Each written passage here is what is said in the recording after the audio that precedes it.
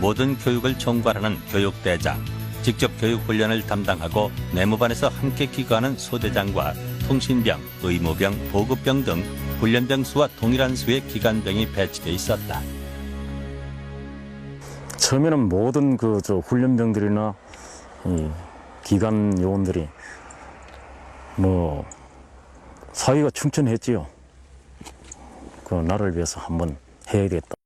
이제까지 또 우리가 교육받고 또 내 자신이 가지고 있었던 이런 모든 능력을 유감없이 발휘를 한번 해보자. 훈련은 걔들은 잘해요. 하여튼 뛰는 것도 참 완전히 날려댕기다 싶어요. 실미도 그 섬을 몇 바퀴씩 돌거든요. 3바퀴인가 7바퀴인가 도는데 순식간에 돌립니다. PT 체조 같은 것도 많이 하고 단련은 하여튼 잘 시켰습니다. 걔들 어디 갖다 놔도 빠지지 않는 그런 운동을 했어요. 걔들이. 목적을 가졌다는 것, 인생의 한 고비에서 국가를 위해 충성하고 의미 있게 살 수 있는 기회를 얻었다는 사실은 훈련병들에게 투지와 희망을 주었다. 저희들이 명령을 받기에는 어쨌든 1위 사군 부대를 능가해야 된다. 그래서 그 모든 기록이 1위 사군 부대가 산악 행군을 만약에 4km를 몇 분이 뛰었는데 지금 자세히 기억이 안 나는데 단 1초라도 더 빨리 달리게 만들 그런 목표로 했었습니다. 근데 그게 한 3개월간 교육을 시키니까 그렇게 됐었습니다. 진짜 어디에서 목표물이 벌떡 일어나든지 간에 다 100% 명중할 수 있는 정도로 아마 훈련을 시킨 것 같습니다. 그래서 저희 실직에도 보면 걔네들 자신감이 북에 언제 남겨보내도 살아 들어올 수 있다는 자신감들이 다 있을 정도였었습니다. 제가 처음 들어가가지고 걔네들하고 이렇게 대화를 해보면. 또 특수기술이라든지 이건 말씀드릴 수 없습니다만은 최고에 달했다고 보겠습니다.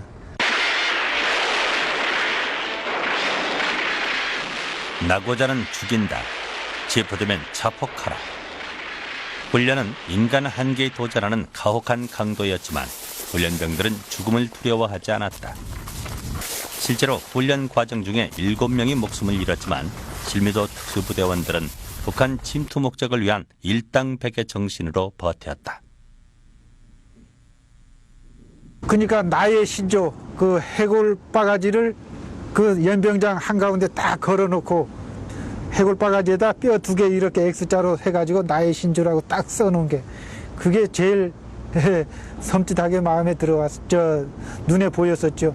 그게 저녁에 보쳤을 때면은 반짝반짝 윤이 나거든요. 이 비가 부슬부슬 오고 그럴 때에는 그게 섬광이라고 그런가요? 그게 딱 나면은 섬찟하죠. 아무리 담력이 좋은 사람이라도 거기 와서 그걸 보면은 불이 탁 죽고 그래요. 출정 명령만 기다리며 이를 악문 석 달. 그러나 예정됐던 68년 8월의 북파 침투 계획은 취소됐다.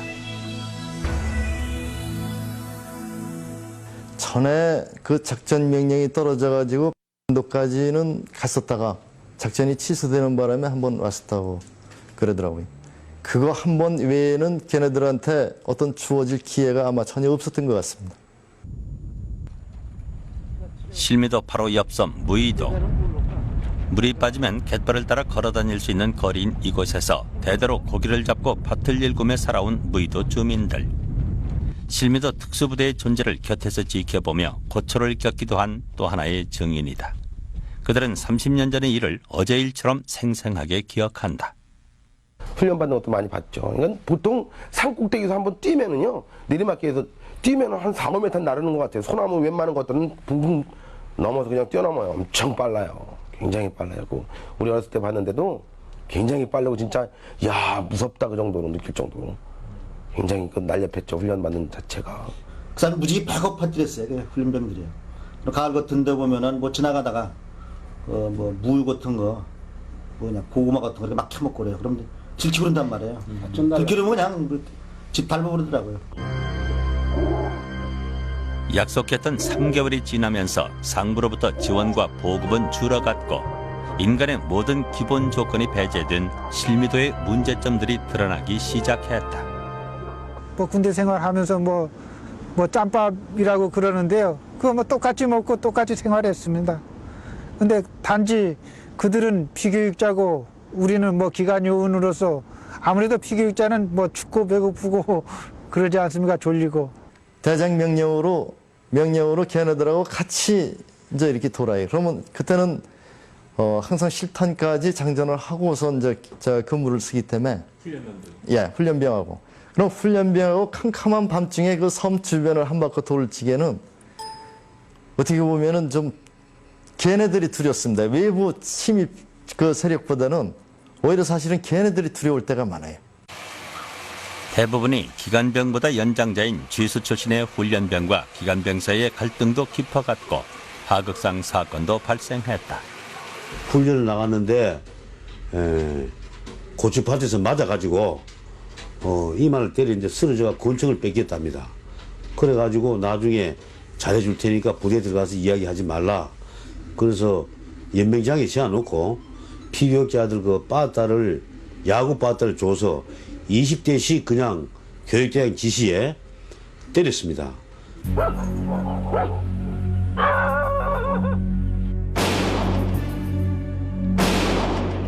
실미도 지옥 훈련의 장기화는 급기야 무의도의 상처인 무의초등학교 인질 사건을 불렀다.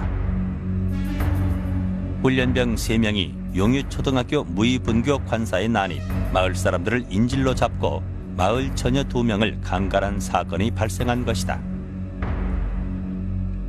그렇게 초등학교 옆에서 관사라는 게 있어요. 그냥 뭐 선생님들이 이제 외지에서 오니까 숙직하고 잠자가 뭐 그런 데를 시골이니까는 그 동네 젊은이들이 가서 아마 그 뭐 놀고 아마 그런 말이더라고요. 근데 두 님이 이제 들어가가지고서 아마 무품 뭐 뒤집어 씌우고서 아마 그 겁탈한 말이더라고요. 인간의 욕망이 생명을 포기할 만큼 절박했던 것일까? 사건을 일으킨 훈련병 3명은 현장에서 자살을 기도, 2명은 숨지고 1명은 실미도로 끌려가 죽었다. 생리적인 욕구는 그것도 큰 불만이고 그것도 혹시 사고 요인이 될지도 모른다. 그래 생각이 들어서 나중에 그 시기는 잘 모르겠는데 나중에 그 가까운 항구에 가서 그 단체로 데려가서 해소를 시켜준 적도 있었습니다. 동료 7명의 목숨을 잃고도 가혹한 훈련을 견디며 작전 명령만을 기다리는 실미도 특수요원들. 그러나 만반의 준비를 한 계획은 매번 보류 처분을 받았다.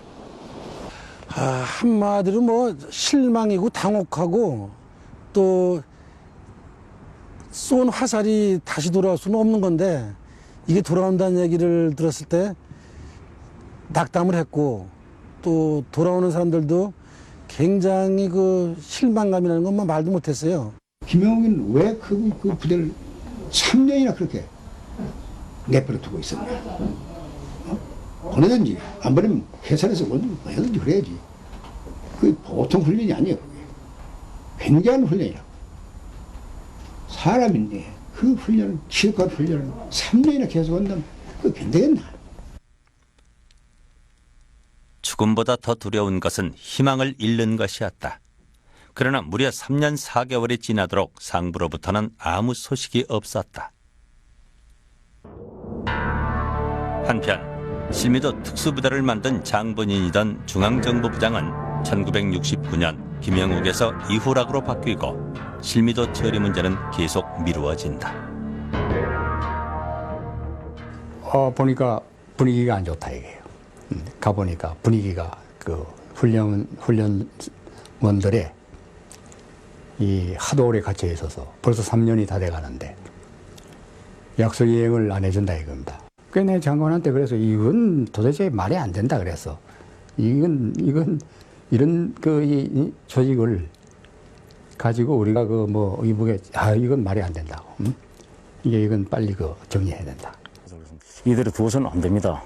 자꾸 사고도 생기고 또 뭐 수영훈련 중에 물에 빠져 죽는 훈련병들도 있었고 자꾸 그러니까 이래서는 안 됩니다. 무슨 어떤 처우 개선을 하든지 그래야 될 거 아닙니까? 그런 방안으로 훈련병들을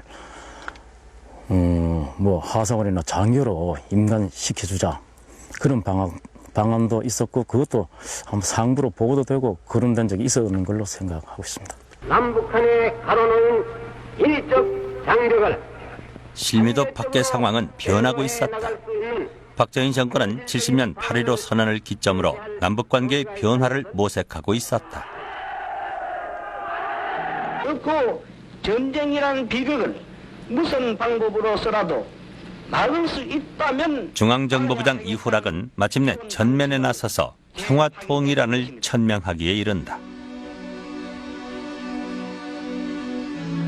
이와 같은 화해 분위기는 72년 남북회담으로 이어지고 실미도 특수부대의 필요성은 더 이상 존재하지 않았다.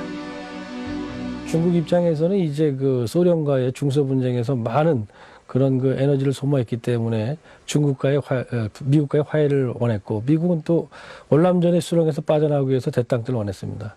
이러한 소위 이제 국제 대땅트가 70년대 들어와서 본격화되고, 이런 것들이 이제 남북 관계에도 영향을 미치면서 그동안에 이제 군사주의적인 그런 노선으로 일관되게 나갔던 이제 북한의 김일성의 군사주의 노선이나 또는 이제 이 실미도 부대 같은 걸 만들면서 보복 노선으로 나섰던 그러한 또 박정희 정권의 그 군사주의적 노선 양쪽에 다 영향을 미치게 되죠. 그러면서 결국은 한반도의 남북한 역시 그러한 국제 대땅트의 영향을 받으면서 이제 대화 노선으로 나가게 되는 그런 하나의 계기가 마련되는 겁니다.